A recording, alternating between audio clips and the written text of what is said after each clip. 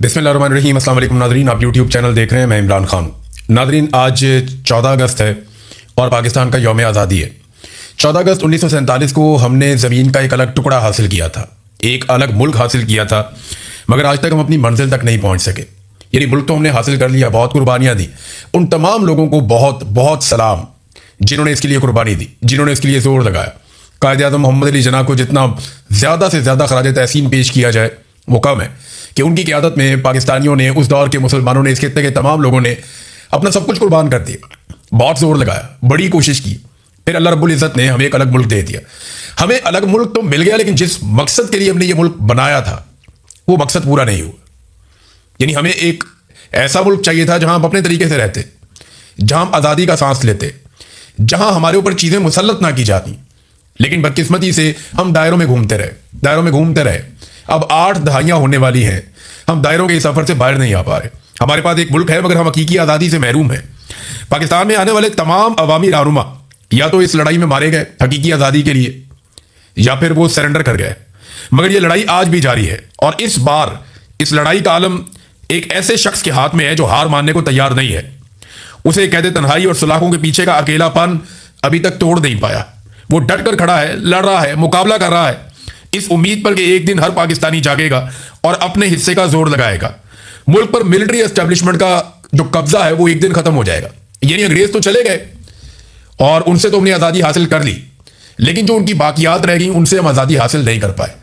पाकिस्तान के शुरू में ही पाकिस्तान की मिलिट्री एस्टेब्लिशमेंट ने चीज़ों को कंट्रोल कर लिया। फिर कायदे आज़म के बाद आने वाले तमाम लीडरों को निशान इबरत बनाया या उन्हें अपनी बी टीम बनाया। आज भी यही चल रहा है। हर दौर में कोई ना कोई इनके खिलाफ खड़ा होता है और हक के साथ खड़ा होता है और बाकी लोग जो है वो सरेंडर कर जाते हैं। और जो जो इनके खिलाफ खड़ा हुआ या तो मारा गया या निशान इबरत बन गया या फिर सरेंडर कर गया, ताकि मुल्क 2 टुकड़े हो गया। अब जितना बड़ा ये मुल्क था उतना रहा नहीं, आधा मुल्क टूट कर अलग हो गया। लेकिन आज जिस आदमी के हाथ में हकीकी आज़ादी का आलम है, जो ये लड़ाई लड़ रहा है, वो कोशिश कर रहा है कि किसी तरह पाकिस्तानी ये लड़ाई जीत जाए। आज नहीं तो कल पाकिस्तानी जीतेंगे, अवाम के वोटों से हुकूमतें बनेगी इस मुल्क में, फैसले अवाम की मर्जी के मुताबिक होंगे। पाकिस्तान में रूल ऑफ लॉ होगा, यानी सबके लिए कानून एक जैसा होगा। ऐसा नहीं होगा कि एक जज का बेटा अगर 2 खवातीन को दिन दिहाड़े कत्ल कर दे तो वो जमानत में बाहर आ जाए, और एक आम सी लड़की जो है वो लोगों की मदद करने वाली लड़की, वो अगर एक ट्वीट कर दे तो उसको 17 साल के लिए जेल में डाल दिया जाए। ये नहीं होगा। जब पाकिस्तान हकीकी तौर पर आज़ाद होगा तो फैसले सबके लिए एक तरह से होंगे, इजहार राय की आज़ादी होगी, सब पाकिस्तानियों को तहफ़्फ़ुज़ मिलेगा, बुनियादी इंसानी हुकूक मिलेंगे, अदली और पार्लियामान आज़ाद और खुद मुख्तार होगी। आज ये अलम कायदे आज़म के बाद आने वाले रहनुमाओं के हाथों से गुजरता हुआ अब बिलाखिर इमरान खान साहब के हाथ में है और वो उसे गुज़िश्ता कई सालों से गिरने नहीं दे रहा। इमरान खान ने अलम थामा हुआ है। जहां मैं पाकिस्तानियों को कहूंगा कि आपको जश्न आज़ादी मुबारक, वहीं मैं हर उस मुजाहिद को सलाम पेश करूंगा जो पाकिस्तान बनने से पहले और आज के दिन तक आज़ादी से लेकर हकीकी आज़ादी तक इस लड़ाई का हिस्सा रहा। नाज़रीन, जश्न आज़ादी की तकारीब हो रही हैं, बहुत सारी जगहों पे बहुत बड़ी तादाद में लोग निकले हैं। हुकूमत की जो सियासी जमातें हैं वो इस कदर बेबस हैं कि जश्न आज़ादी की तकारीब में मैंने उनकी एक और तरह की बेबसी देखी। वो बेचारे कभी कहीं से कोई वीडियो उठा के लगाते हैं, कभी कहीं से कोई वीडियो उठा के लगाते हैं, और वीडियो लगाते हुए इस बात का बहुत ख्याल रखते हैं कि कहीं पाकिस्तान तहरीक इंसाफ का कोई झंडा या रंग बीच में नजर ना आ जाए। हत्ता की कोशिश करते हैं कि जितना दूर से हो सके वहां से शॉट लें ताकि लोग भी ज़्यादा नजर आए और तहरीक इंसाफ का कोई झंडा भी नजर ना आए, और उसको अपने खाते में डाल लेते हैं।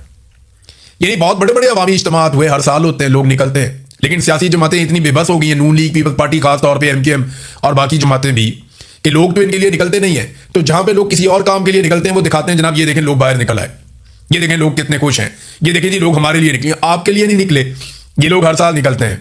कोई कॉन्सर्ट करवा देते हैं, म्यूजिकल प्रोग्राम, वहां पे लोग निकल आते हुए कहते हैं देखो जी लोग कितनी बड़ी तादाद में निकल आए, लोग तो इंजॉय कर रहे हैं। वो 25 करोड़ का मुल्क है। अगर कहीं पे 5-7 हज़ार बंदा बाहर आ जाता है किसी कॉन्सर्ट पे या किसी और प्रोग्राम में, तो इसको आप ये तो नहीं कह सकते कि पूरा मुल्क आपके साथ खड़ा है। और अव्वल तो ये लोग इन हुक्मरानों के लिए निकलते ही नहीं, अगर निकलते तो ये लोगों के बीच में जाते हैं। आप देखें ना, सुहेल आफरीदी निकला, पाकिस्तान तहरीक इंसाफ के लोग निकले और अवाम के बीच में खुलेआम गए। लोग उनके हक में नारे लगा रहे थे, लोग उनके साथ मिल रहे थे, पाकिस्तान तहरीक इंसाफ के झंडे लहरा रहे थे, और ये मनाजिर पाकिस्तान पूरे के अंदर से हमें दिखाई दिए। लाहौर में, कराची में, सिंध में, पंजाब के मुख्तलिफ शहरों में, खैबर पख्तूनख्वा की तो बात ही छोड़ दें, तो हुकूमत है PTI की, बलूचिस्तान में और इस्लामाबाद में सुहेल आफरीदी खुद निकले। सुहेल आफरीदी जो है वो टॉरस मॉल के करीब गए, डी चौक में भी गए, बड़ी तादाद में नौजवान वहां पे इकट्ठे हो गए। वो मनाजिर आप देखें, हजारों नौजवान वहां पे इकट्ठे हो गए, फौरी तौर पे वहां पहुंच गए जहां पे सुहेल आफरीदी था। जहां पे पाकिस्तान तहरीक इंसाफ का झंडा था। तो अगर सुहेल अफरीदी ऐसे नौजवानों के बीच में जा सकता है, उसे खतरा नहीं है, तो मरियम नवाज, मुराद अली शाह, ये सरफराज भुट्टी, ये बाकी लोग क्यों नहीं जा सकते? शहबाज शरीफ को चाहिए वो चला जाए पब्लिक के बीच में इस तरीके से, या वो अता तारड़ बहुत शौक है उसको, वो चला जाए पब्लिक के बीच में ऐसे, या तलाल चौधरी या बाकी लोग ये जाए ना पब्लिक के बीच में, राणा सनाउल्लाह इसी तरह जाए। इन्हें तो बेचारों को इनडोर प्रोग्राम करने पड़ते हैं, बंद दरवाजों के पीछे, कैप्टिव एनवायरनमेंट के अंदर। यानी ये करते ये चारों तरफ सिक्योरिटी खड़ी करते हैं, सिक्योरिटी खड़ी करके गाड़ियों का रुख मोड़ देते हैं, इस रास्ते से भी कोई नहीं गुजरेगा, फिर अपना सेलेक्टिव क्राउड इकट्ठा करते हैं, वहां पे जाके अपना प्रोग्राम करते हैं। जैसे कि इन्होंने अभी एक इफ्तिताह किया है, मार्का हक के मामले को यादगार बनाइए, वहां पे इफ्तिताह किया है। और वहां मुकाबला पता किस चीज का, वजीर आजम के और सदर के बीच में, कि फील्ड मार्शल की ज्यादा अच्छी तारीफें कौन करता है। लगा के इन्होंने जूते पॉलिश किए दोनों ने। सदर और वजीर आजम में मुकाबला था, ये जमहूरी मुल्क है पाकिस्तान, यहां पे सदर और वजीर आजम में मुकाबला ये था कि एक सरकारी मुलाजिम है फील्ड मार्शल आसिम मुनीर, उसकी ज्यादा तारीफें कौन करता है। यानी खुले अवाम के बीच में जो है ना, वो खुलेआम सिर्फ पाकिस्तान तहरीक इंसाफ के लोग आए और कोई भी नहीं आया। अच्छा, जहां पे लोग निकले ना, वो या तो पाकिस्तान के नारे लगा रहे थे या इमरान खान के नारे लगा रहे थे। एक तरफ जो मुस्तरद शुदा शक्लें हैं वो लाइव ट्रांसमिशन में फील्ड मार्शल की खुशामद कर रही थी, तो दूसरी तरफ अवाम सिर्फ अपने मकबूल लीडर इमरान खान के नारे लगा रही थी। जरदारी साहब ने कहा जी कि ट्रंप कहता है कि हमारा फील्ड मार्शल है। नहीं नहीं, ये हमारा फील्ड मार्शल है। आप अंदाजा करेंगे क्या, ट्रंप ने कभी नहीं कहा कि ये अमेरिका का फील्ड मार्शल है।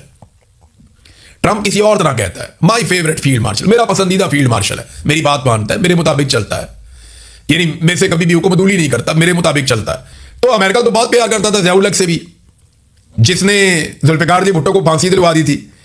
तो उसके बारे में क्या ख्याल है जरदारी साहब का या उनके खानदान का? मामला ये अमेरिका की खुशामद करना या अमेरिका को पसंद आ जाना इस बात की दलील नहीं है कि ये आदमी पाकिस्तानियों को भी पसंद आएगा। हाँ, ये जरूर है कि वो पाकिस्तान के अंदर इक़्तिदार में अपना बड़ा हिस्सा निकाल लेता है, क्योंकि पाकिस्तान अमेरिका के ज़ेरे तसल्लुत रहा है बड़े लंबे अरसे से। तो जरदारी साहब ने काफ़ी गेम उठाई। तो ट्रंप ने कभी नहीं कहा कि आवर फील्ड मार्शल, के हमारा फील्ड मार्शल है, अमेरिका का फील्ड मार्शल है, उसने कभी नहीं कहा। वो कहता है माई फेवरेट फील्ड मार्शल, अपना जाती वो कहता है। तो जो बर्बादी के जिम्मेदार दोनों खानदान हैं, वो अपने वफादारों के साथ और अपने मालिक फील्ड मार्शल आसिम मुनीर के साथ एक तकरीब में थे, जिसके लिए सारा इलाका बंद किया हुआ था। उसके लिए लोगों ने बड़ा लिखा भी है सोशल मीडिया के ऊपर कि पूरा का पूरा एरिया बंद कर दिया गया और सिर्फ एक सूबे की वज़ीर आला मरियम नवाज को वहां पे बुलाया गया। बाकी जो पाकिस्तान के सूबे हैं उनमें से किसी वज़ीर आला को वहां पे मदऊ नहीं किया गया। वो फील्ड मार्शल के बिल्कुल साथ पहलू में खड़ी थी, तो और किसी को ये मौका नहीं दिया गया कि वो आए और आकर इस तकरीब के अंदर शामिल हो जाएं। मेरे ख्याल में शायद किसी और को दावत भी नहीं दी गई होगी। तो मरियम नवाज साहब, आपको पता है, क्योंकि शरीफ खानदान और फील्ड मार्शल आसिम मुनीर ये बहुत करीब है आपस में, तो शरीफ खानदान के लिए हमेशा गुंजाइश निकाल कर रखते हैं। लिबर्टी चौक में ज़हीम लगारी साहब गए, उन्होंने एक बड़ी अजीब चीज़ दिखाई, और वो वीडियो में देख रहा था कि वहां पे कायदे आज़म के इक्का दुक्का पोस्टर थे। जिस आदमी ने पाकिस्तान बनाया, कायदे आज़म मोहम्मद अली जिन्ना, जिसका सबसे बड़ा एहसान है, उसकी इक्का दुक्का तस्वीरें, और मरियम नवाज की, नवाज शरीफ की, शहबाज शरीफ की, फील्ड मार्शल की, इनकी सैकड़ों तस्वीरें लगी हुई हैं, हर जगह पे तस्वीरें लगी हुई हैं। इन्होंने पिछले साल भी यही किया था, ये इस साल भी यही कर रहे हैं। पिछले साल भी हमने प्रोटेस्ट किया था, यार कायदे आज़म की फोटोज तो लगा दें भाई, ये कायदे आज़म का फोटो लगाए ना, कौम कायदे आज़म को मानती है। आपको तो कभी वोट देना या नहीं देना, फील्ड मार्शल खुद तो इलेक्शन लड़ भी नहीं सकते, वो एक सरकारी मुलाजिम है, उनकी फोटो आप लगा रहे हैं, लेकिन कायदे आज़म का फोटो तो लगाए ना भाई। जिसने कायदे आज़म ने पाकिस्तान बनाया, जिसने ख्वाब देखा, लामा इकबाल, शायर मशरिक, उनका फोटो एक भी नहीं है, उनका फोटो लगाया ही नहीं। पाकिस्तान पता है कितना आज़ाद है? मैं आपको एक और मिसाल दे देता हूँ। पाकिस्तान बस इतना ही आज़ाद है कि कायम अली शाह की बेटी को जो एक्सटेंशन दी गई कि 3 साल मजीद इसको नौकरी दे दी जाए, आखिरी दिन जब नौकरी खत्म हो रही थी तो 3 साल की और नौकरी और मुराद वगैरह सारा कुछ मिल गया। तो इस पे जो प्रोफेसर मुतासिर हुए, उन्होंने जो लेटर लिखा, उसमें फील्ड मार्शल को लेटर लिखा। अंदाजा करें आप, यानी फील्ड मार्शल का एजुकेशन से क्या लेना, इन मामलों से क्या लेना। लेकिन क्योंकि पाकिस्तान का सारा निज़ाम यह जानता है कि अगर कोई ताकतवर आदमी है जो हर चीज़ को कंट्रोल करता है, जो पाकिस्तान में अन्नदाता बना हुआ है, तो वो पाकिस्तान का आर्मी चीफ होता है। और पाकिस्तान में वज़ीर आज़म से, वज़ीर आला से, सदर से सबसे ज़्यादा इख्तियारात आर्मी चीफ के पास होते हैं। हालांकि वो एक सरकारी मुलाजिम है। सरकारी मुलाजिम के पास जब इतने सारे इख्तियारात आ जाते हैं, इतनी फैसला करने की पावर आ जाती है, तो क्योंकि सरकारी मुलाजिम का एक माइंड सेट होता है कि वो अपनी कुर्सी से बाहर नहीं सोचता, वो अपनी कुर्सी तक उसकी सोच महदूद रहती है, वो वहां बैठना चाहता है लंबे अरसे के लिए, तो वो तमाम चीज़ों को अपनी कुर्सी के गिर्द घुमाता है। वो पाकिस्तान का, मुमलिकत का, बाकी चीज़ों का वो बड़े पैमाने पे नहीं सोचता। वो ऐसा नहीं सोचता कि ये करने से ये हो जाएगा, वो उसकी बड़ी महदूद सोच होती है। सरकारी मुलाजिम की सोच कभी भी किसी सियासी रहनुमा से मुकाबला कर ही नहीं सकती। नाज़रीन, ये एक और चीज़ मैं आपको दिखाता हूँ। ये देखें ना, ये कुछ दावे सामने आ रहे हैं गुज़िश्ता चंद दिनों से, क्योंकि मईशत के बारे में बहुत बड़े बड़े दावे किए हुए थे। ये फील्ड मार्शल का स्टेटमेंट है, और नाज़रीन ये स्टेटमेंट है 3 साल पहले का, 10 जुलाई 2023 का स्टेटमेंट है। पीर वाले दिन ये छपा था 10 जुलाई 2023 को। खबर ये थी कि 1 साल में मईशत ठीक हो जाएगी, मायूसी की बातें प्रोपेगेंडा हैं, आर्मी चीफ आसिम मुनीर। अब सियासतदानों की, हुक्मरानों की मईशत ठीक हो गई होगी, फील्ड मार्शल के लिए तो बहुत अच्छा हालात हैं, यानी उनके तो सारी उंगलियां घी में सर कढ़ाई में, क्योंकि देखें ना, उनको तो मिल गई एक्सटेंशन भी और इस्तिस्ना भी, ताहयात फील्ड मार्शल का ओहदा भी मिल गया, तो उनके लिए तो सब कुछ ठीक हो गया। लेकिन पाकिस्तान की मईशत क्या बेहतर हुई? सवाल ही पैदा नहीं होता, बिल्कुल बेहतर नहीं हुई। हाँ, जजों की मईशत हाल ही में बेहतर हुई है, यानी जो सुप्रीम कोर्ट के जजेस हैं उनकी तनख्वाहों में 4 लाख रुपए तक का इजाफा कर दिया गया है, और जो हाई कोर्ट के जजेस हैं उनकी तनख्वाहों में 1,10,000 रुपए तक का इजाफा कर दिया गया है। मैं तो कहता हूं 10-10 लाख और इजाफा करें, लेकिन खुदा के लिए इंसाफ तो फराहम करें ना, लोगों को इंसाफ तो मिले। जजेस इंसाफ दे नहीं रहे, तनख्वाहें बढ़ रही हैं। सरकारी मुलाजमीन की तनख्वाहें बढ़ाते हुए सिस्टम को मौत बढ़ती है, लेकिन जजों की तनख्वाहें सिस्टम इसलिए बढ़ा देता है कि जजों से अपने काम निकलवाने होते हैं, और इसीलिए आईनी अदालत तर्ज की अदालतें भी बनाई गई हैं। तो नाज़रीन, सारे दावे धड़े रह गए। ये मैंने आपको फील्ड मार्शल का दावा सुनाया। अब जरा ये आप देखें कि इसहाक डार ने क्या कहा था। इसहाक डार ने कहा था कि हफ्तों में नहीं, दिनों में, यानी जब इसहाक डार को लाया गया था एयरफोर्स 1 के तैयारे में बिठाकर बड़े प्रोटोकॉल के साथ पाकिस्तान में वापस लाया गया था, मिलिट्री एस्टेब्लिशमेंट लेकर आई थी, तो इसहाक डार ने आकर शाहजेब खान दादा के प्रोग्राम में कहा था कि हफ्तों में नहीं, दिनों में डॉलर 200 रुपए से नीचे आएगा और इस महंगाई में बहुत ज्यादा कमी हो जाएगी। ना अब तक महंगाई कम हुई, ना अब तक डॉलर नीचे आया। शहबाज शरीफ ने बड़े दावे किए, लेकिन वो झूठ बोलने की उनको आदत है। ये पूरा खानदान, शरीफ खानदान, कोई भी दावा करे वो तो अब सुनाने को भी दिल नहीं करता, क्योंकि इस खानदान के मुंह को झूठ की बीमारी लगी हुई है। ये बोलते ही झूठ है, ये सच बोलते ही नहीं है। तो डार ने भी झूठ बोला, फील्ड मार्शल आसिम मुनीर ने जो कुछ कहा वो भी झूठा साबित हुआ, सच तो साबित नहीं हुआ, कोई मामला बेहतर नहीं हुए। उल्टा ये हो गया, पाकिस्तान में बेरोजगारी बहुत ज्यादा बढ़ गई, गुर्बत बहुत ज्यादा बढ़ गई, महंगाई बहुत ज्यादा बढ़ गई, और पाकिस्तान के अंदर दहशतगर्दी भी बहुत ज्यादा बढ़ गई, जबकि पाकिस्तान में सरमायाकारी बहुत कम हो गई, पाकिस्तान के कर्जे बहुत ज्यादा बढ़ गए। ये सारी चीजें इन्होंने बढ़ाई है, कीमतें भी चीजों की बहुत बढ़ा दी, आम आदमी की जिंदगी अजीरन कर दी उसके बाद, जब बड़े बड़े दावे करके ये लोग आए थे। अब नाज़रीन, एक और खबर है, और ये लाहौर से बड़ी अफसोसनाक खबर है। जश्न आज़ादी से एक दिन पहले लाहौर में पुलिस वालों के ऊपर 2 कातिलाना हमले हुए। एक हमले में 2 पुलिस वाले कत्ल हो गए और ये बादामी बाग में कत्ल हुए, जबकि दूसरे हमले में ये जो तहरीक लब्बैक वालों का एक सेक्रेटेरिएट है मुल्तान रोड पे यतीम खाने के पास, वहां पे पुलिस के ऊपर फायरिंग हुई, 3 पुलिस एहलकार जख्मी हो गए। अब इतला आ रही है कि हारिस सलीम नामी एक जो पुलिस एहलकार था वहां पे वो शहीद हो गया। तो 2 या 3 पुलिस एहलकार शहीद हो गए, 5 के ऊपर अटैक हुआ है, और इसकी जिम्मेदारी भी कबूल की एक ऐसे शख्स ने जिसके भाई को पुलिस मुकाबले में मारा गया था, जमातुल अहरार कहा जाता है कि शायद उससे ताल्लुक है। और फौरी तौर पर पुलिस ने CCTV फुटेज भी जारी कर दी है इन वाकयात की। सवाल यह पैदा होता है कि यहां पे मुल्जिमान पकड़े ही नहीं गए और पुलिस वाले कत्ल हो गए, उन्हें गोलियां लग गईं, लेकिन पुलिस ने CCTV फुटेज जारी कर दी। यही रावलपिंडी के अंदर मोहम्मद हारिस, जिसको मार दिया गया मौके पर और कुछ बाकी भी नहीं बचा, कोई पुलिस वाला कत्ल नहीं हुआ, जो जख्मी हुआ वो भी नहीं दिखाया गया, बताया नहीं गया, लेकिन उसकी CCTV फुटेज अभी तक जारी नहीं की गई।